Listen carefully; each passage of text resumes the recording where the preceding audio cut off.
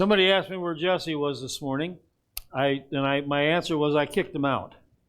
And the person said, well, it's about time you got smart. Seriously, Jesse's traveling for all of it this weekend. He is in somewhere in Michigan, near Muskegon, preaching. In fact, he's probably done by now and sitting down to dinner because they're, Eastern time zone there. So that's where he is. And we got, and others that are normally here are sick today, including Noah. So it's just one of those days, and the kids are back, and kids and teens are back there practicing, aren't they? Yeah. Oh, Alexis is sick today too. Okay, lots of sickness out there. I'm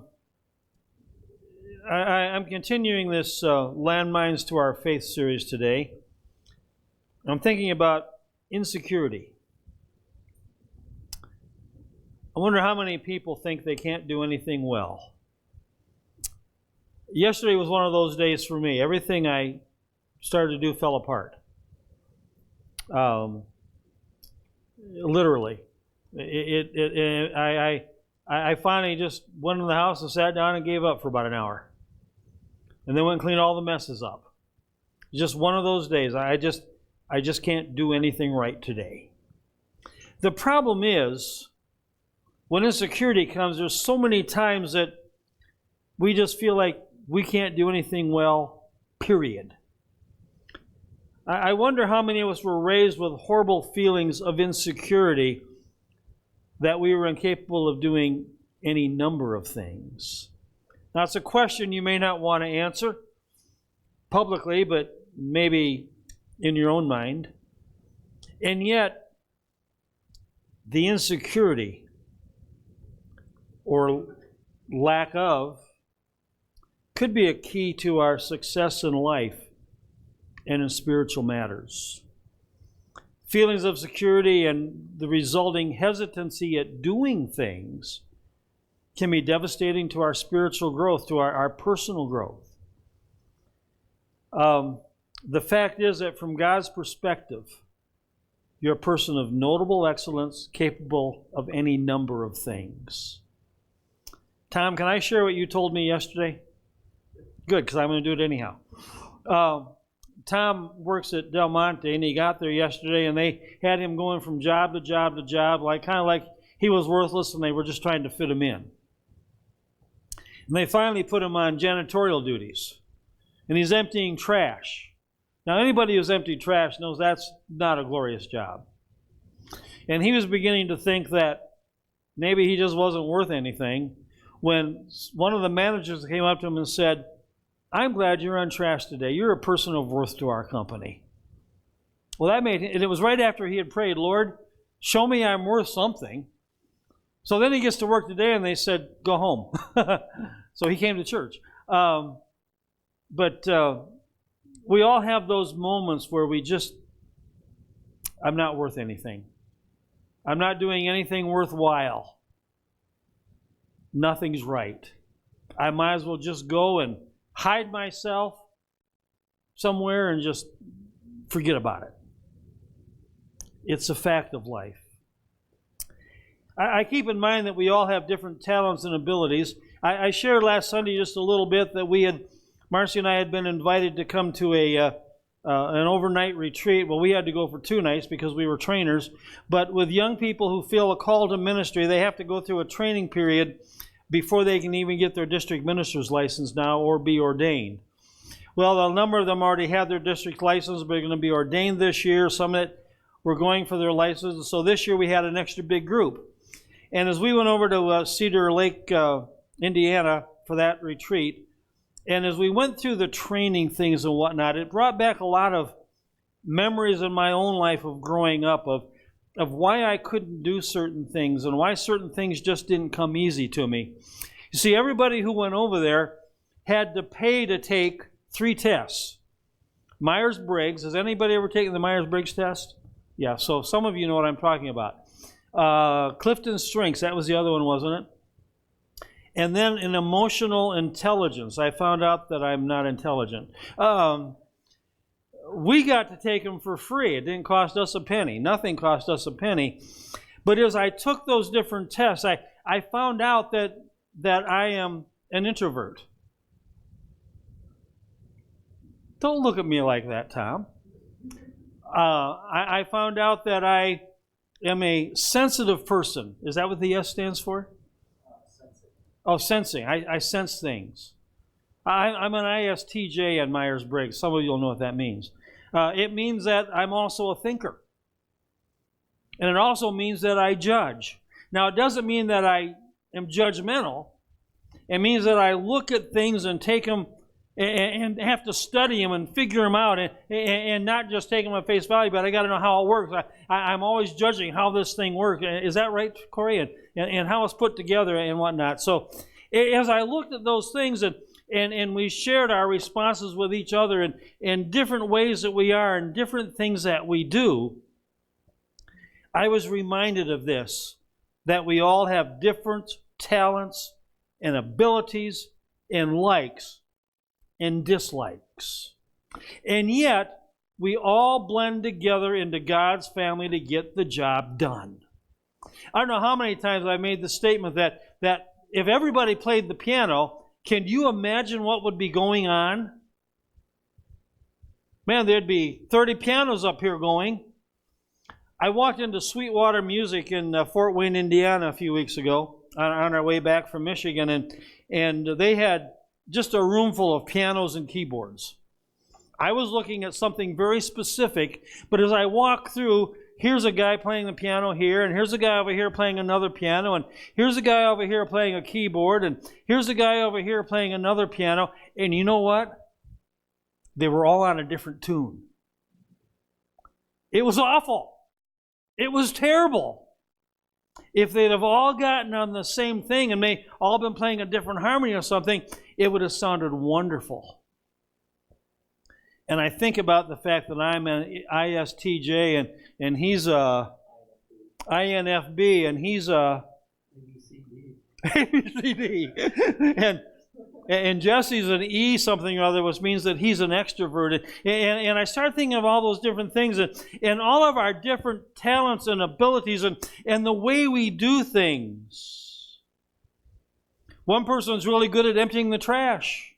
And another person's really good at cooking. And another person's really good at looking at a paper and finding all of the mistakes. Proofreading. And another person is really good at yard work, and another person's good at running the vacuum, and another person is really good at compassion. And there's people who can counsel others, and it just reminds me with all those talents and abilities and likes and dislikes, we blend together, not to make different music, but into God's family to get the job done. See, one person can get up front, but another person functions quietly behind the scenes much better. And it doesn't make either person less important. It's that blending to get the job done. And as I look at insecurities and different things, I just realize that we all have the same power from God to go on, no matter what our talents and abilities are, no matter what our likes are, what our dislikes are. We have the same power from God to go on. I want to think about Moses for just a moment. He was a grand man. He was well thought of in the New Testament as well. If you think to the New Testament, you know about it. Moses was mentioned a number of times about how wonderful he was, about how he led his people and all of that. In the Old Testament, he was a powerhouse. He led his people out of Egyptian slavery. They crossed the Red Sea. They were in the wilderness for what, 40 years? He received the 10 commandments, and when he came down with them, he saw the people sinning, and he broke them out of sheer frustration and received the 10 commandments again. Did you know that Moses was insecure? Exodus 4:10. Lord, I have never been eloquent. I am slow of speech and slow of tongue. And Lord, I can't go talk to Pharaoh. Lord, I can't do all this stuff you want to do. You're just going to have to hide me away and find somebody else to do it. Wow. God had called him. God had promised to tell him what to say. God had promised to be with him. God had given him signs. I think of the burning bush that wasn't consumed. Now, I've seen a few bushes on fire, but when they're done burning, they're gone. They're finished. They're not there anymore. His bush caught on fire and it didn't go anywhere. It was still there. It was like a big light beaconing up the sky. Exodus chapter 4, he had a staff that turned into a snake and then back to a staff. His hand turned to leprosy and back again. He turned water into blood because of God's power. And yet, with all of these signs, with all of this stuff of God showing him his power, poor little guy said, Lord, I can't do it. I'm up to the task. I can't handle this. Send somebody else. Exodus 4:13. We talked about this in men's Sunday school this morning. God's anger burned against Moses. That's some pretty powerful words. God wasn't just angry, but it burned against Moses. Do you ever get frustrated with other people? Now be honest. Do you ever get frustrated with other people? Don't look at each other. I do. It's real easy to get frustrated with somebody, especially if it's somebody that you're working with and you see such potential in them and they're just messing up at everything. Think about God. Think about how much potential God put into Moses and all the promises he gave him, and then all Moses could say is, Lord, I can't do it. I feel insecure because I can't talk properly. And so God's anger burned against Moses. I think about myself. I think about us as a group. God sees so much potential in us. He gives us so much help and promises us. And what do? Lord, I can't do it. 10,000 excuses all the time. Lord, I can't talk to this person. Lord, I can't do this. Lord, I can't do that. Lord, I know this needs to be done, but Lord, I'm not your man. It's that insecurity. Makes us hesitant. What if I mess up? What if I don't represent God properly? What if somebody gets mad at me because I make a mistake? There's a really important fact here. God was so convinced that Moses was the man that he worked with him and sent help in the person of his brother Aaron, who would be his spokesperson. Okay, Moses, you're going to be the brains behind the operation. You're going to be the one who can figure this out. You're going to be the one who leads your people. But I will send Aaron, who runs off at the mouth all the time, to go talk to Pharaoh and say, this is what we want done. This is what's going to happen. And then Moses, you can take it from there and get everything organized and get the people leading and lead them out of there. Think about that. In my insecurities, God's going to send help. In my insecurities, God is going to send encouragement. In my insecurities, God's going to send power. And one way or another, He's going to get the job done, even if He has to bring other forces in to help me do what He wants done. What happened next is simple history. Israel was freed. They had some bumpy days ahead. They had a lot to learn, but they were free from Egyptian slavery. What if Aaron would have refused? What if Moses would totally have refused? I'm sure God would have found another way to get it done, and history been a little bit different than what we read in the Bible now. But God worked through their insecurities to lift up a great work. Insecurity. What makes you feel insecure? I've always wanted to be about 6'2", so I wouldn't have to call guys like Corey to get something off the top shelf for me. I've always felt kind of insecure because of my height. I never could play basketball because I wasn't coordinated. And so I would feel really insecure in gym class.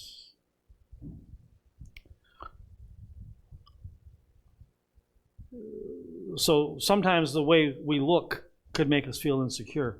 But when I was a kid, we had been out of town one Sunday for probably at my grandparents' up in northern Michigan, and I missed an announcement that there was a party going to be going on for the junior age kids at church. And on Saturday, I remember my dad saying, "We've got to run by the church. I got to take care of a couple of things so that they're ready for Sunday," some stuff he was involved in. And as we got to the church on that Saturday, here's all these kids my age in the church fellowship hall having this party, and I remember refusing to go in. And my dad said, no, we'll go finish our shopping and come back and get you. No problem. But I remember not wanting to go into that party. Do you want to know why? I had old shoes on. And I was afraid everybody else would make fun of me because I had those old shoes on that day rather than some good-looking shoes on, and I felt insecure. I think my parents finally slapped me upside the head and made me go in or something. And I had a good time, but those feelings of insecurity can make you do odd things at times, the way you look. Sometimes it could be the way we act. Lord, I can't talk eloquently like other people, so I can't do that. Lord, I don't sing as good as this person over here, and so I can't do that. I don't play the piano as well as this person, and so, Lord, when they're gone, I just can't fill in for them. Lord, I can't teach a Sunday school class because I just can't think on my feet. And sometimes, Mary, sometimes in Sunday school class, you got to do that, don't you? Yeah.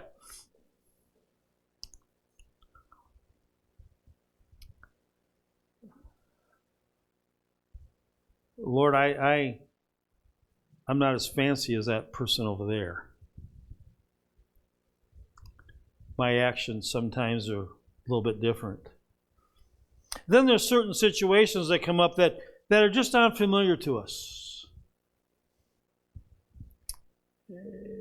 And because of that, in the lack of familiarity, we start feeling insecure and withdraw. We sometimes feel inadequate. And sometimes we have to deal with certain people that just make us feel threatened. Insecurity makes us cower in fear. It makes us hesitant. It makes us miss out on something important and causes self-criticism.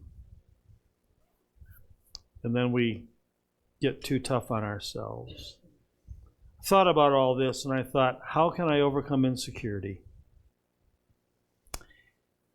I'm reading a verse here, and I'm going to be using this verse a couple weeks down the road as well, but unless God changes my mind. But I'm thinking about verse 4:13 of Philippians. Philippians 4:13.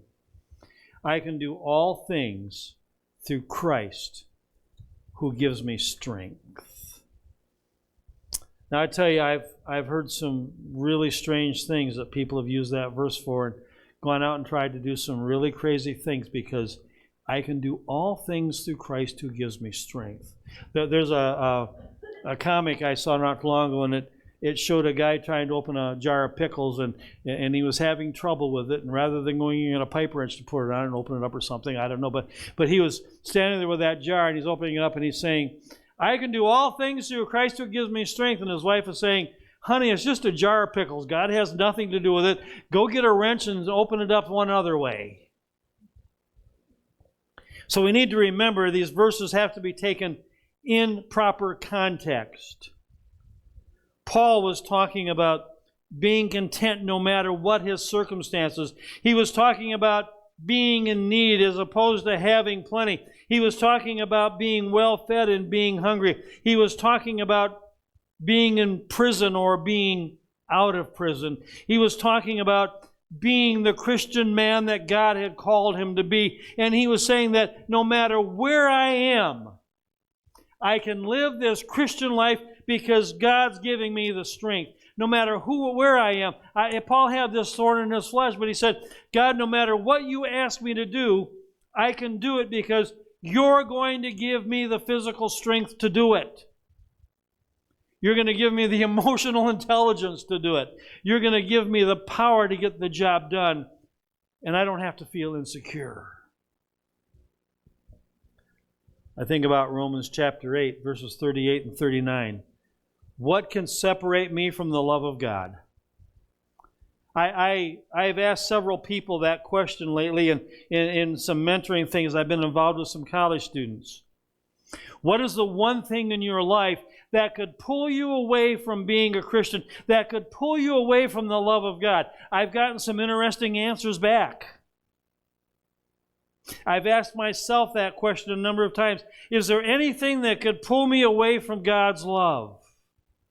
And yes, there's temptations that come into all our lives, but we're talking about insecurity today. Is there anything in my life that makes me so insecure that I would run away from God and go hide somewhere? And I'm reminded what Romans 8 says. What can separate me from the love of God? And it talks about trials and persecution and all kinds of things there. And then he says, nothing can separate me from the love of God. Nothing can separate me from God because His power and strength is in my life. We need to remember that tomorrow when we're back out in the world and we get knocked upside the head. We need to remember that when we're at work or we're doing whatever and somebody stabs us in the back emotionally. We need to remember that when we come up against some tough decision this week, that nothing can separate me from God's love, and I can get through it because God's going to give me the strength to do it, and I don't need to feel insecure because I've got God in my life. I'm looking at 1 Samuel chapter 17, David. His brothers reminded him that he was just a shepherd boy and that his life was unimportant. You know what the next scene is? Slaying Goliath.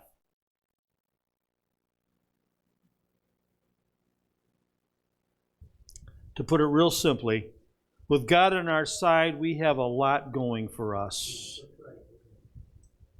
With God on our side, we have a lot going for us. And if we allow the negative feelings to control our life, then we're allowing them to keep us from achieving all that God has for us to do. Back some years ago, there was a phrase, we shall overcome. It was a totally different context to what I'm talking about right now, but we can be overcomers. But first, we have to believe in God's ability and faithfulness. Second, we have to trust Him even when the odds are stacked against us. And be obedient. And just go out there and live the Christian life. I'm not talking about signing up for a bunch of work in the church. Heaven help us. There's some of the other days said something about somebody would like to get involved and these are their abilities. Well, great. We'll use those abilities for something. And the Lord knows there's this big long list of things that's on your pastor's mind that if it was like most churches, if we just had more people, we could get it done. I'm not saying sign up for a bunch of stuff. I'm just saying live the Christian life. And you can do it because God's on your side. I can live this Christian life through Jesus Christ who strengthens me. And I can glorify Him every day, everywhere I go, everything I say, everything I do. I can do it through Christ who gives me strength.